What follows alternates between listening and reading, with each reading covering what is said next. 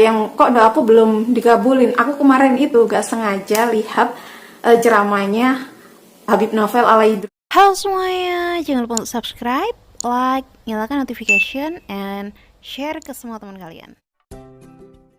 Halo semuanya, assalamualaikum warahmatullahi wabarakatuh. Welcome back to my channel. Balik lagi di Zizoya channel. Seperti biasanya aku bakal ingetin kalau di channel Zizoya ini ada beberapa segmen, diantaranya segmen tentang keajaiban sholawat yang biasanya aku share, entah itu kisah aku sendiri atau kisah teman-teman aku yang pernah aku temui. Terus yang kedua adalah sharing tentang masalah dengan pasangan atau tentang mungkin istilahnya kayak cinta-cintaan, cuman ini lebih mendalam lagi untuk menghadapi persoalan rumah tangga dan lain sebagainya gitu. Jadi ibaratnya masalah-masalah hubungan relationship yang udah pada tahap serius gitu. Jadi bukan cuma sekedar main-main aja. Oke, dan aku juga mau ingetin buat teman-teman, jangan lupa untuk subscribe buat yang belum subscribe, terus share video ini jika memang bermanfaat. Jangan lupa like dan komen di bawah gimana sih perasaan kalian, gimana respon kalian ketika mulai mengamalkan, atau kendala apa yang sedang kalian alami, nanti biar bisa kita share bareng, atau ada teman-teman yang lain mungkin pas baca pas bisa ngasih solusi. Oke, di kesempatan kali ini aku mau sharing tentang sholawat fatih. Seperti apa sih sholawat fatih itu, dan gimana sih asal usulnya sholawat fatih itu, terus keutamanya apa aja. Simak terus ya sampai habis. Seperti kita tahu, banyak sekali macam-macam sholawat yang didawamkan dan diamalkan oleh beberapa masyarakat di negara kita, di Indonesia ini. Dan itu pun sholawatnya bukan sholawat yang bikin sendiri, maksudnya bukan yang asal-asalan. Kalaupun itu dibikin oleh para ulama adalah dengan beberapa syarat, mulai dari balagonya, semuanya itu pasti disesuaikan, tata bahasanya, terus artinya, terus maksud yang terkandungnya itu pasti semuanya dibuat oleh para ulama dengan sangat hati-hati. Karena di luar sana banyak sekali orang-orang yang masih memperdebatkan ini bid'ah apa enggak, sholawat ini bid'ah, sehingga udah pernah ngamalin ini terus mulai nggak ngamalin lagi karena merasa itu bid'ah, terus nyari yang paling benernya lagi. Semakin kita dewasa, semakin kita bijak, semakin kita bisa memilah-milah. Memang benar kita harus mencari pembenaran, tapi alangkah baiknya jika kita juga mengamalkan, kita juga menerapkan pada diri kita bahwa sami'na wa ata'na itu juga penting gitu.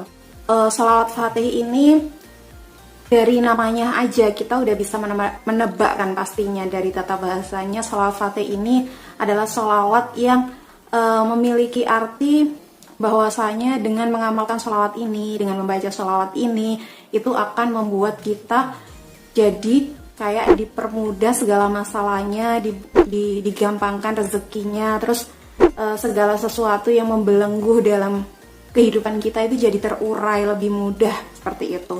Kalau misalnya pas ada masalah ya akan ketemu solusinya. Kalau misalnya rezekinya pas seret ya insya Allah dibuka pintu rezekinya selebar-lebarnya gitu. Mungkin teman-teman juga udah banyak yang tahu, udah banyak yang hafal sholawat fatih itu pelafalannya bagaimana dan seperti apa. Di sini aku bakal kasih tunjuk ke teman-teman. Nanti aku bakal taruh sini. Jadi bacaannya seperti ini.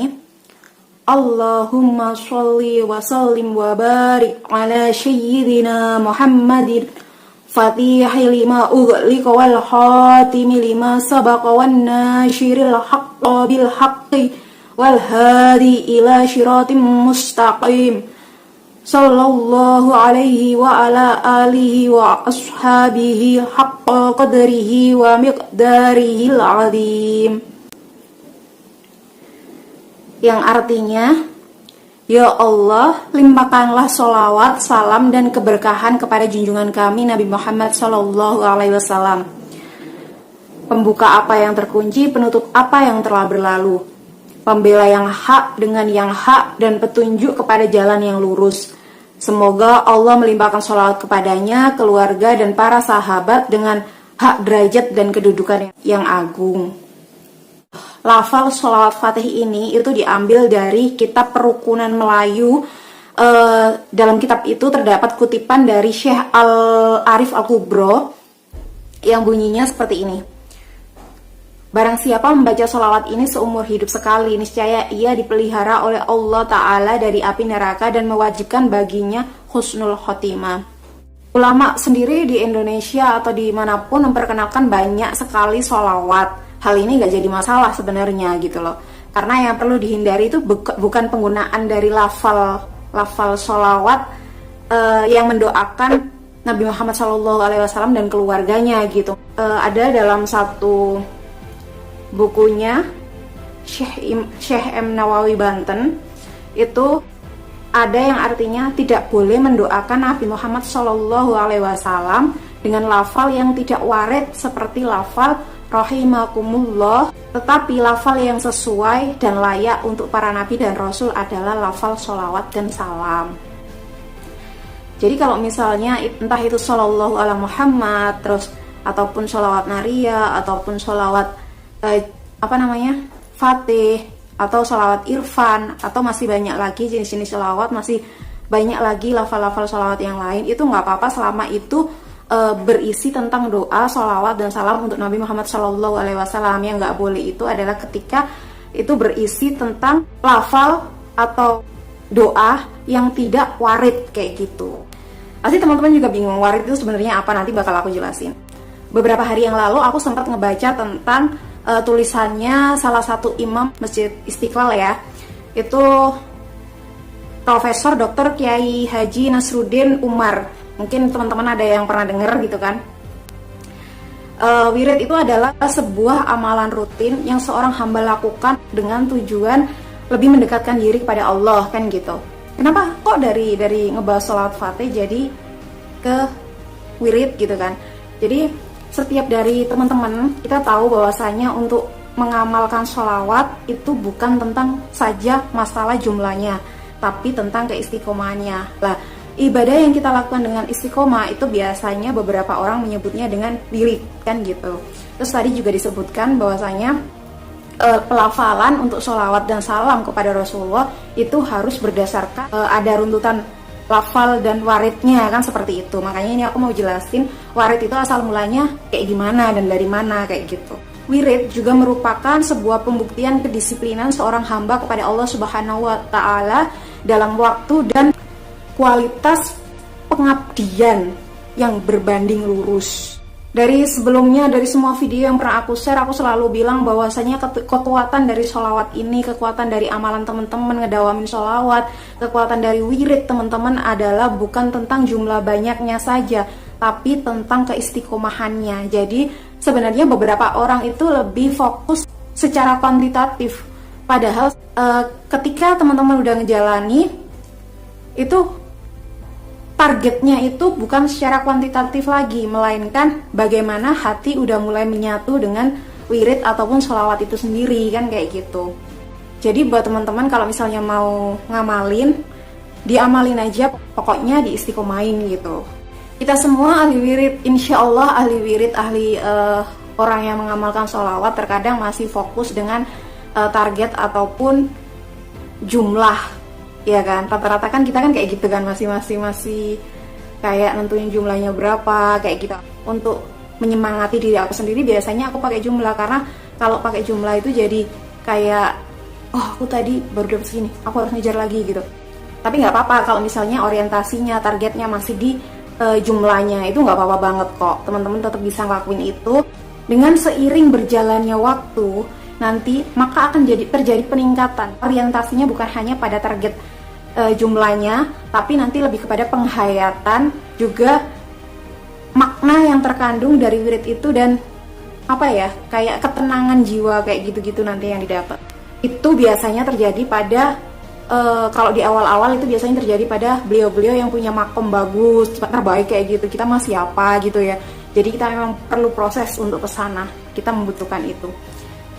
Banyak orang yang kayak kadang menyepelekan tentang wirid-wirid yang dilakukan oleh beberapa orang. Ya seperti mungkin sebelum-sebelumnya ada yang membid'ah-bid'ahkan apa segala macam. Padahal sebenarnya kita itu nggak boleh meremehkan wiritan seseorang gitu. Mungkin dalam wirid mereka ketika melakukan amalan-amalan itu, entah itu membaca sholawat, istighfar ataupun tasbih gitu kan ya dalam amalannya, mungkin memang Allah belum mengabulkan doanya secara langsung kan gitu.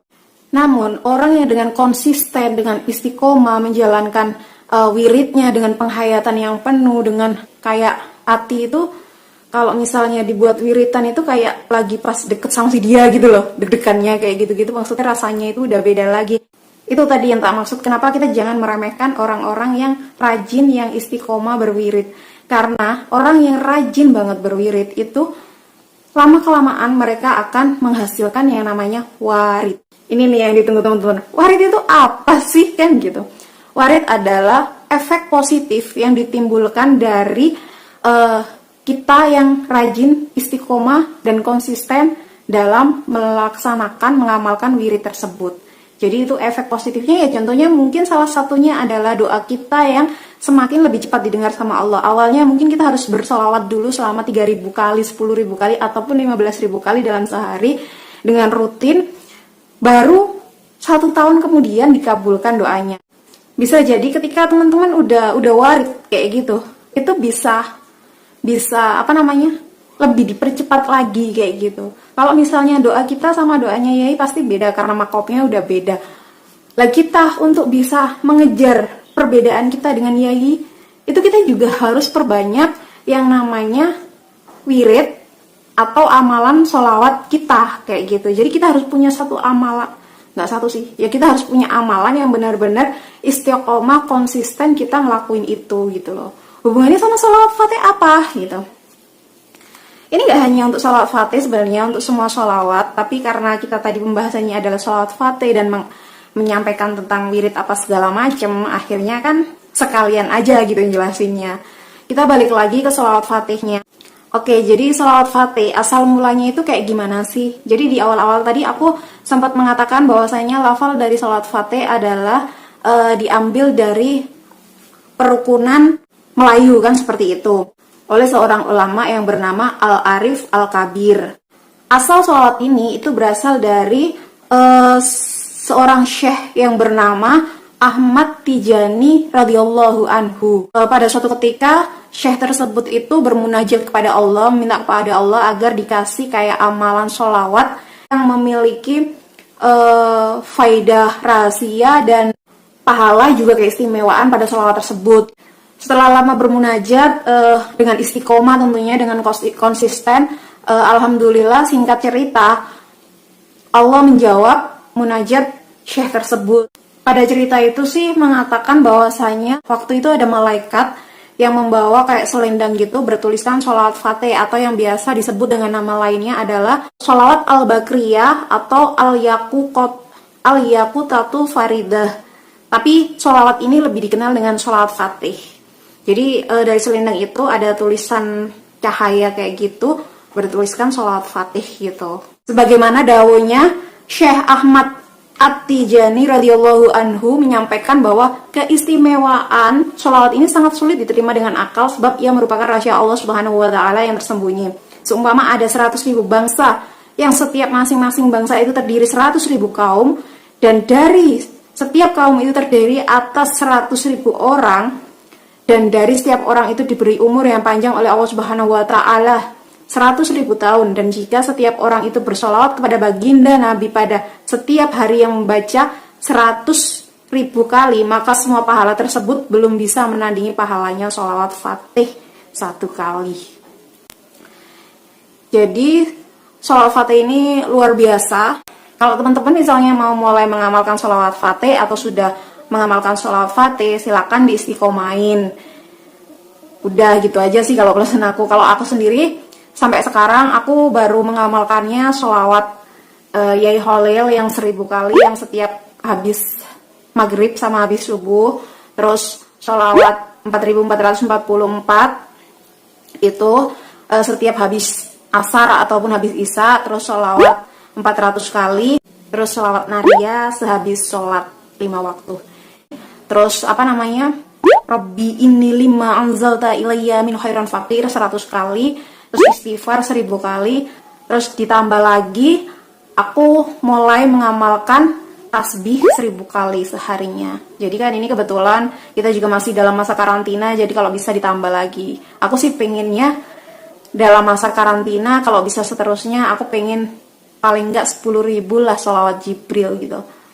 Jadi tiap ngapain aja sambil sholawat kayak gitu. Kalau teman-teman yang lainnya mau ngamalin sholawat fatih, monggo. Nanti bakal aku taruh link yang aku baca sholawat fatihnya itu di mana. Nanti tak taruh di description-nya. Terus itu aja sih. Aku belum pelajari banyak tentang sholawat Fatih itu sendiri. Cuma sebenarnya aku itu pernah baca ada kisah cerita yang aku takut salah sih ya. Tapi kalau itu tadi kan kisahnya kan seorang syekh bermunajat ke Allah. Rasa-rasanya itu aku itu ingat yang ada di kapal itu kisah siapa ya Pak? Aku lupa sih. Oh enggak sih, beda. Kalau itu tadi salat Fatih itu tadi kan seorang syekh yang bermunajat ke Allah, kemudian datanglah petunjuk dengan malaikat yang menunjukkan selendang bertuliskan salat Fatih itu berbentuk cahaya kan gitu kisahnya. Kalau yang di kapal terus terombang-ambing itu seingatku iya selawat menjiat. Ya ampun, iya. Mau gue bolak-balik. Jadi itu aja sih share aku kali ini ya. Mungkin agak belibet ya. Semoga teman-teman paham aja. Semoga bisa menambah wawasan teman-teman tentang bersolawat. Semoga bisa menambah amalan teman-teman untuk lebih semangat lagi mau menjalankan solawat yang mana. Jadi nanti kalau misalnya nih ya, ini misalnya ya, aku buat sesi di mana aku telepon teman-teman. Terus teman-teman nyeritain pengalaman sholawatnya, susahnya di mana, gampangnya di mana, berkahnya kayak, maksudnya yang didapat itu kayak gimana gitu gimana? Setuju nggak? Oke, itu mungkin ditaruh di segmen berikutnya aja, atau tetap di segmen sholawat kayak gini, keajaiban sholawat, cuma nanti isinya tentang cerita teman-teman kayak gitu, karena kalau kebanyakan segmen juga pasti teman-teman bingung. Jadi ini hari Jumat. Ayo perbanyak lagi, dawamin sholawatnya. Kalau bisa dikirnya diganti sholawat semua khusus hari Jumat ini, biar setiap yang kita inginkan dapat terkabul. Oh iya, aku juga mau ngingetin, kalau kita ngamalin sholawat kayak gini, itu yang wajib juga jangan ditinggal ya. Soalnya kadang ada beberapa yang kok doa aku belum dikabulin. Aku kemarin itu gak sengaja lihat ceramahnya Habib Novel Alaidrus kan gitu. Terus beliau menyampaikan bahwasanya kamu ngamalin sholawat sebanyak apapun, ternyata sholatnya nggak benar. Ibaratnya sholatmu itu nggak kamu benahi, sholat asar celingak-celinguk kayak gitu. Ya kalau bisa sholatnya yang wajib itu juga dibenahi, terus sholawatnya itu dikencengin kayak gitu. Jadi mungkin teman-teman merasa kok doanya nggak terkabul padahal udah baca sholawat juga. Ayo bareng-bareng aku juga belajar, kita benahi juga sholat 5 waktu kita yang wajib. Sampai di sini dulu sharing aku tentang sholawat Fatih dan beberapa pengetahuan lainnya tadi. Semoga bisa bermanfaat buat teman-teman. Sampai ketemu di sesi berikutnya. Bye-bye. Assalamualaikum warahmatullahi wabarakatuh.